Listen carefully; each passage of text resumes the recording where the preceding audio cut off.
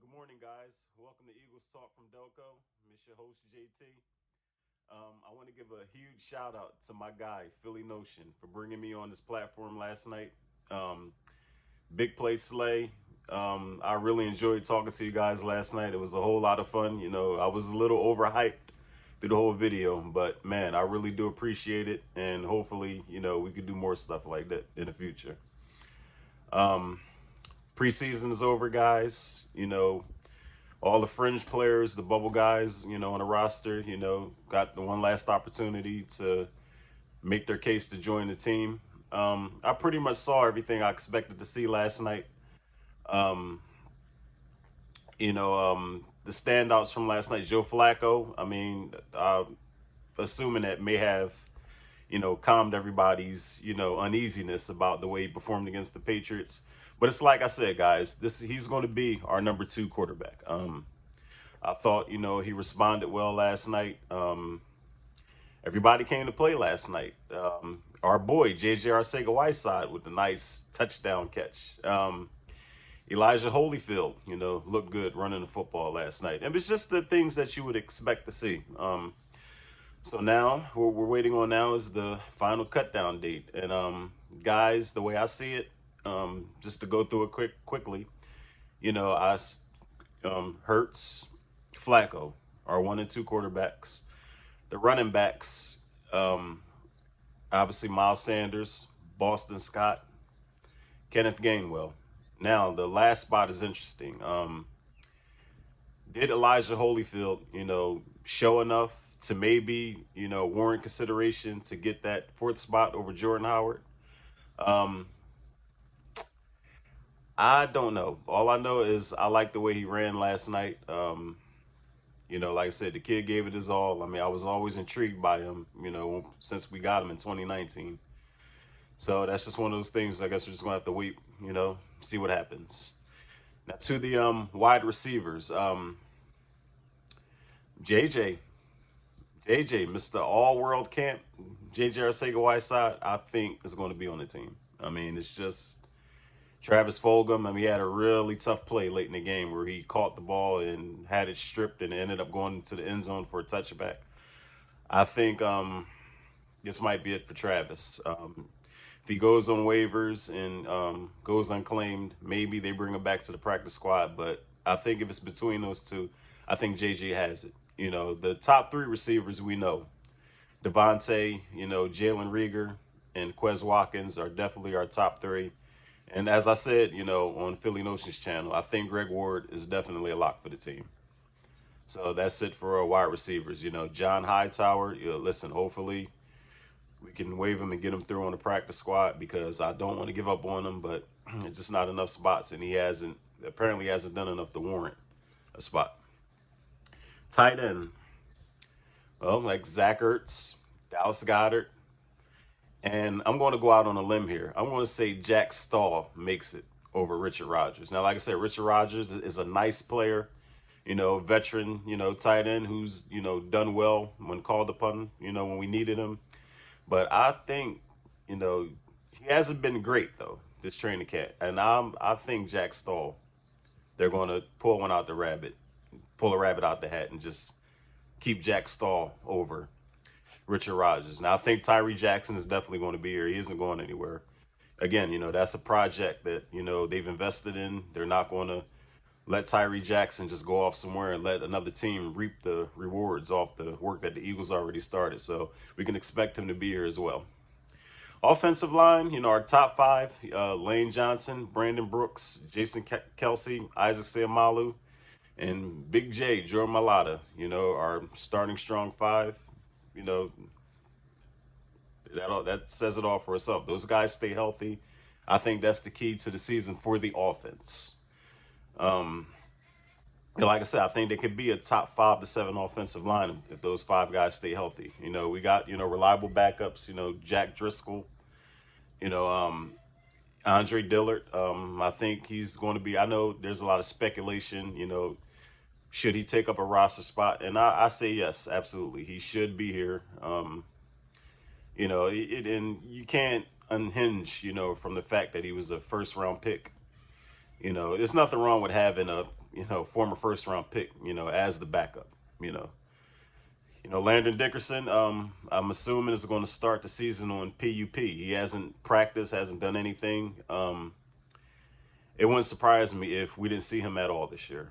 Maybe, if things go, south, and they want to get a look at him maybe later on down the line. But I think it'd be great if the offensive line can hold up and we don't have to see Landon Dickerson. That way he's another year removed, from the devastating injury that he had back in December, that give him a whole year to fully recover.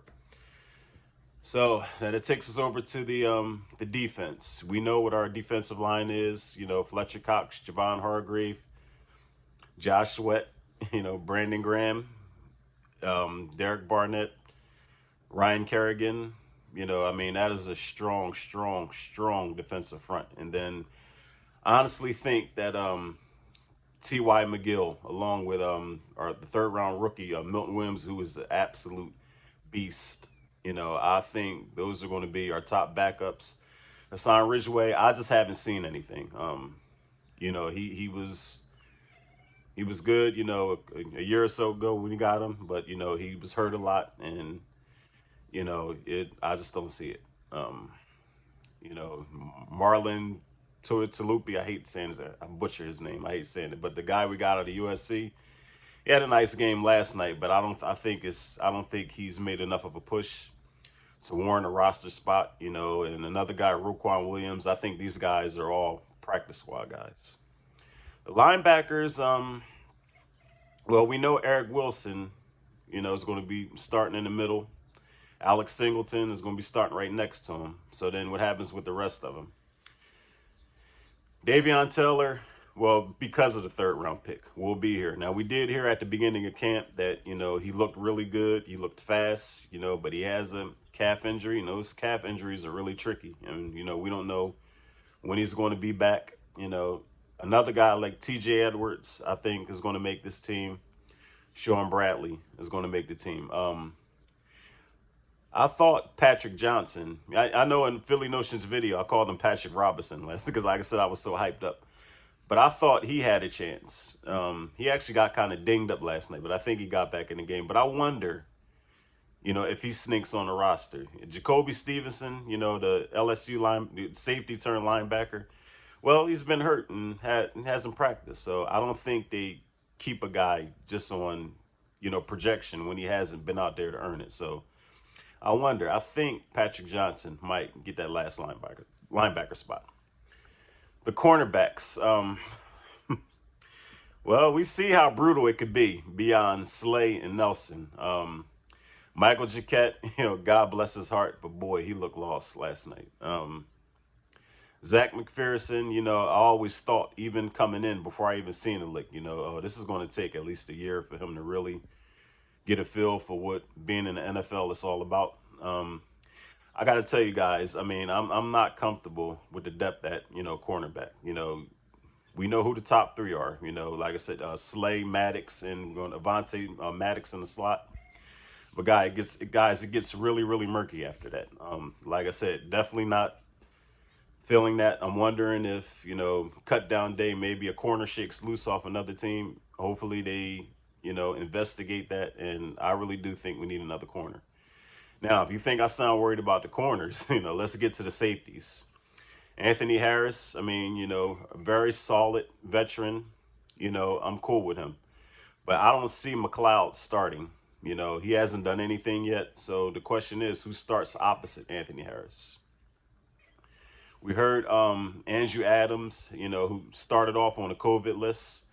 He has recently picked up his play lately. This is what I'm hearing from the training camp, that maybe he can make a push to be the starter, which really isn't saying anything because it's just no depth there.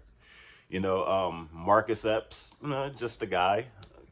Kayvon Wallace is injured, and who are the Graylin Arnold. I think safety beyond Anthony Harris and Rodney McLeod looks very, very ugly. So just as in the case with the cornerbacks, maybe somebody shakes loose, or we sign a free agent. but definitely not feeling 100%, at that safety spot. I mean, more worried about the safeties than I am corner. Special teams, we know what it is. Mr. 62 yarder, Jake Elliott, that's going to be our field goal kicker. Sipas, is that his name? The punter, Sipas. He's going to be our punter. Rick Lovato, long snapper, etc. I mean, the special teams is pretty much set in stone. And well, guys, 2 weeks from tomorrow, it's on. We finally made it. It's been I think a rather quick, you know, training camp. It seems like time has flown, and we're 2 weeks away from tomorrow, and very, very excited. I'm ready to start doing my breakdown on the Atlanta Falcons. Our first opponent. Try to sneak in and see what's going on over there. I'm going to be making videos daily. Whatever snippets I can get. Any chance I get to talk to you guys. Looking forward to it. This is my first full season, as an Eagles YouTuber. And, let's get it. So, that's really it. That's all I wanted to say. So right now, what I would like to do, I would like to take this opportunity to anybody who's watched this video. If you find this video in any way remotely interesting, what I like to do is invite you to come back a few more times. Watch a few more videos. Try my channel on for size. And then if you like what's going on here at Eagles Talk from Delco, then hit the like and subscribe button. We're going to have lots of fun. Every win, we're going to celebrate, break it down. Every loss, we'll figure it out, see what went wrong. But either way, I would love to see you guys there. All right? Peace.